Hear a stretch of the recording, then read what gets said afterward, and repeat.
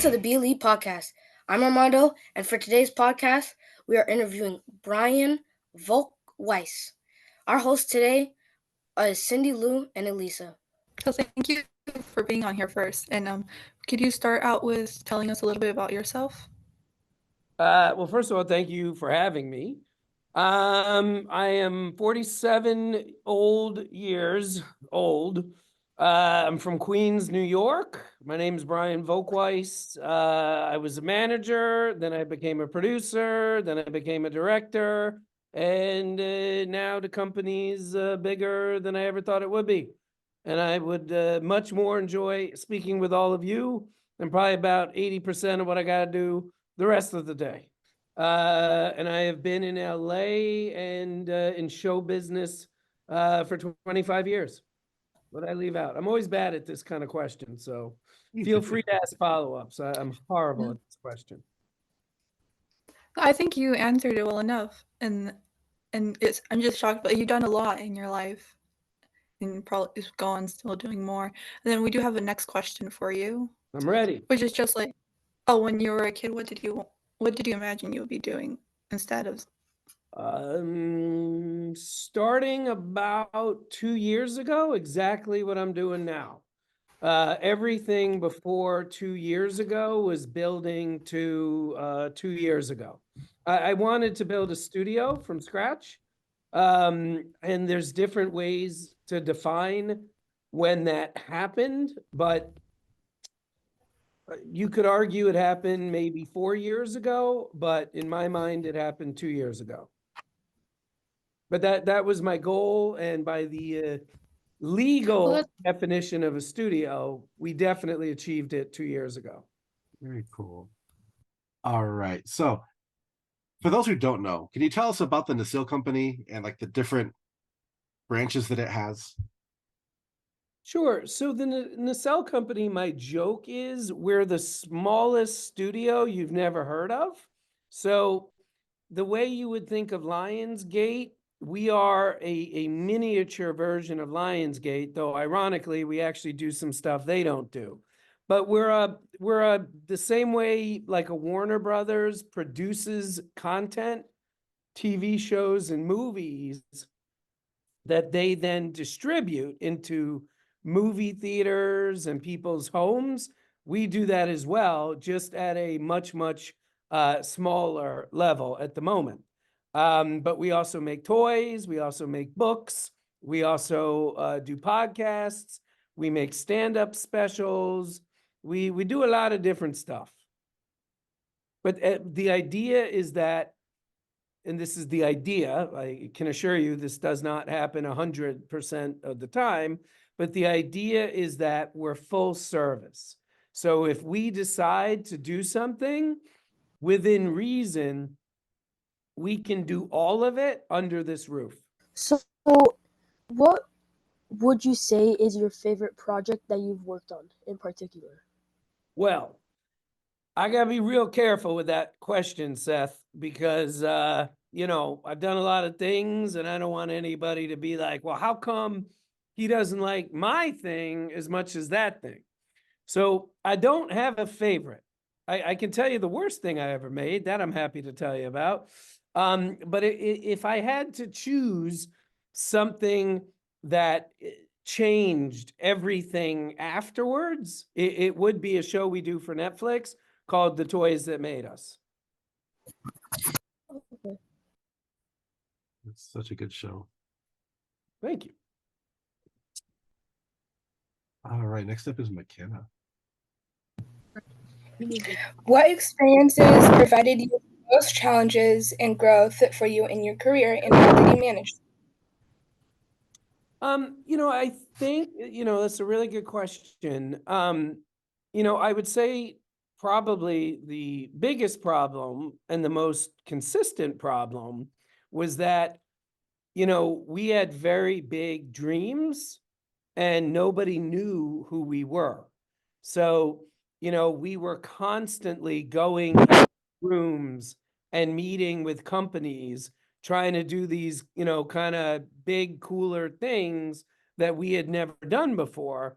And people rightfully, by the way, would be like, why would we do that with you?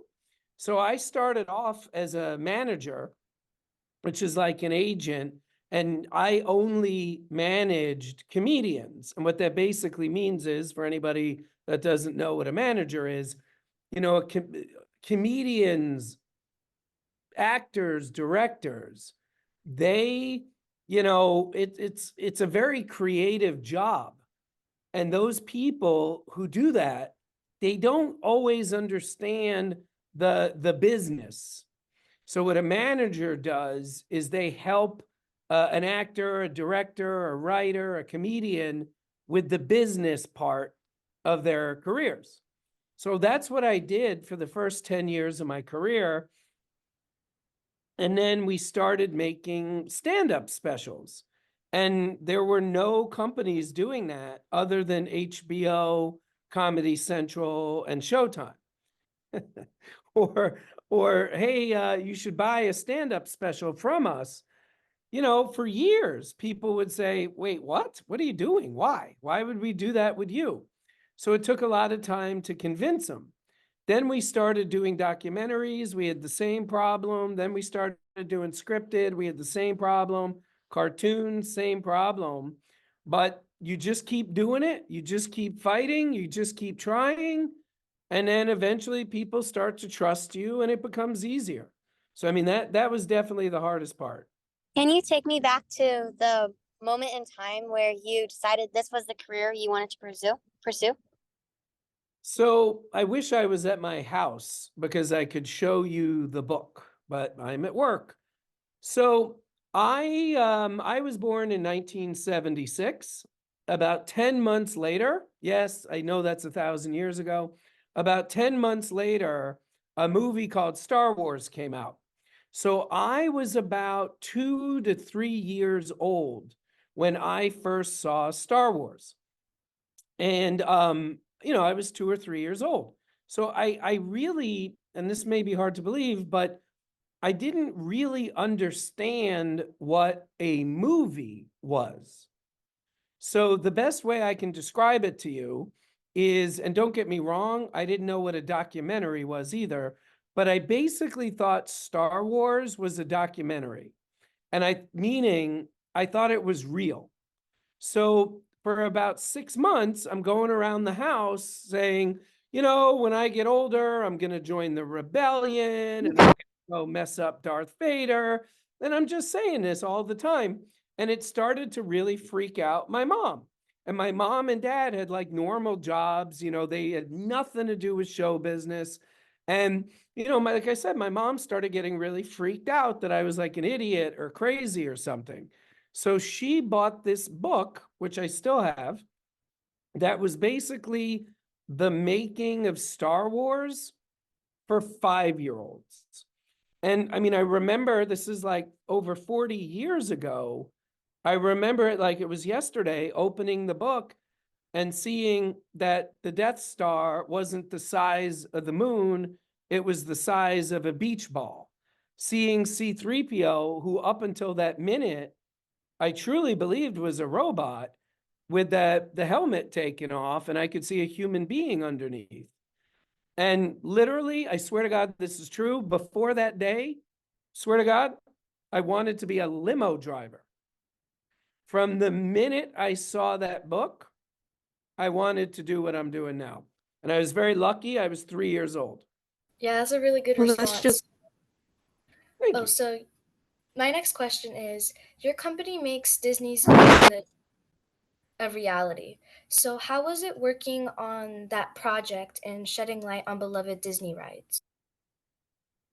Have you ever done anything in your life where like maybe for the first minute or 10 minutes or hour or day, you're like, I cannot believe I'm here. I can't believe I'm doing this.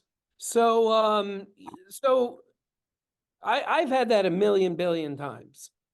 With Behind the Attraction, I mean, I have basically been working on that show for 5 years between season 1 and season 2. It never, ever, ever went away.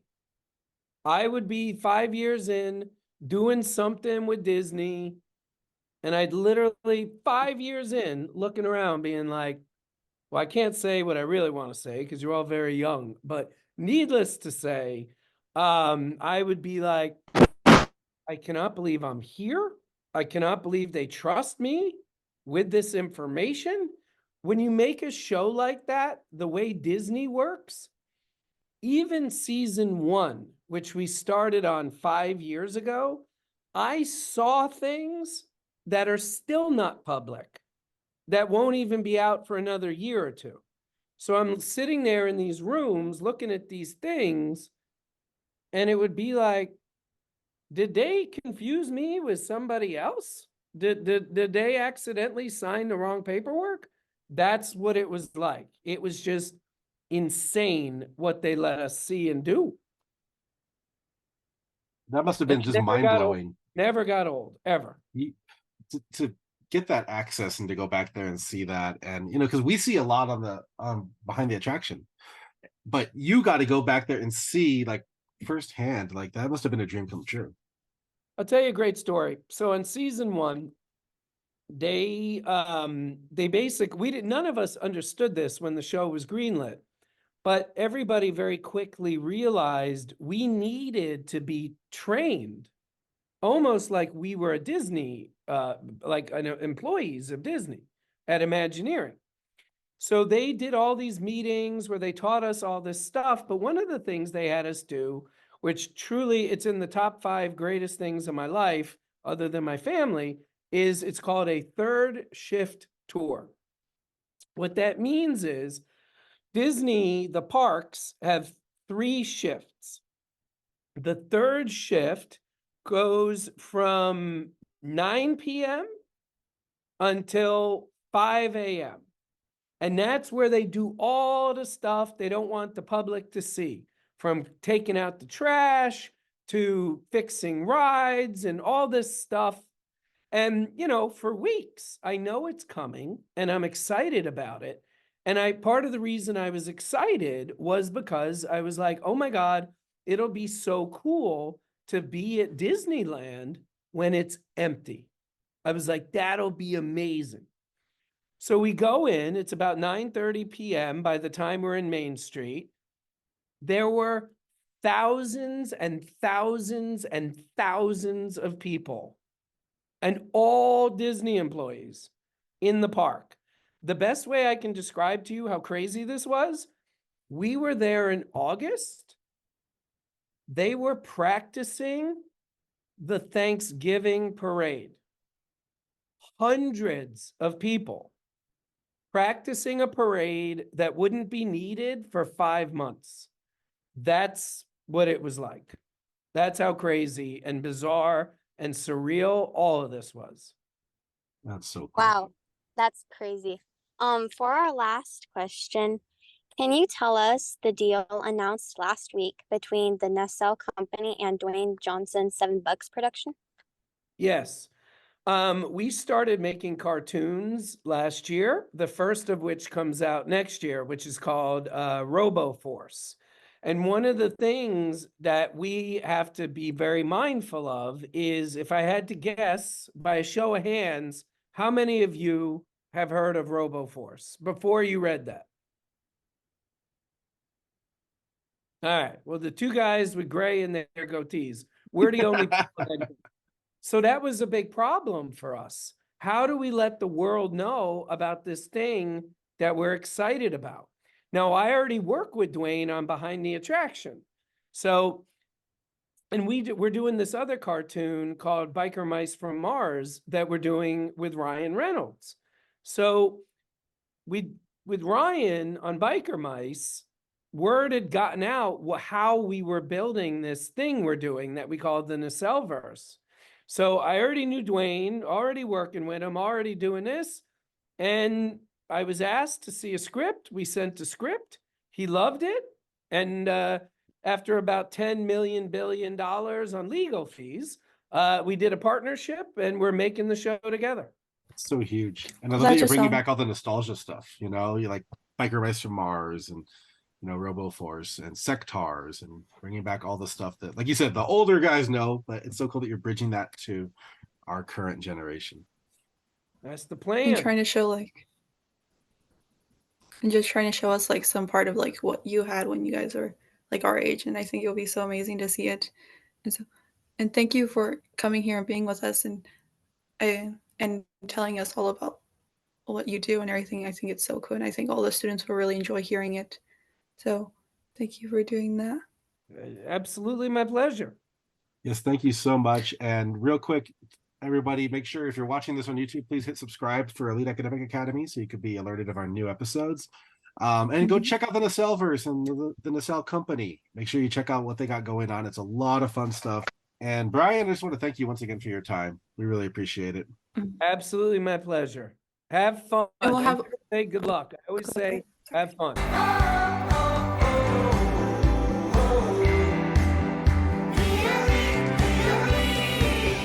Flying high above the rain.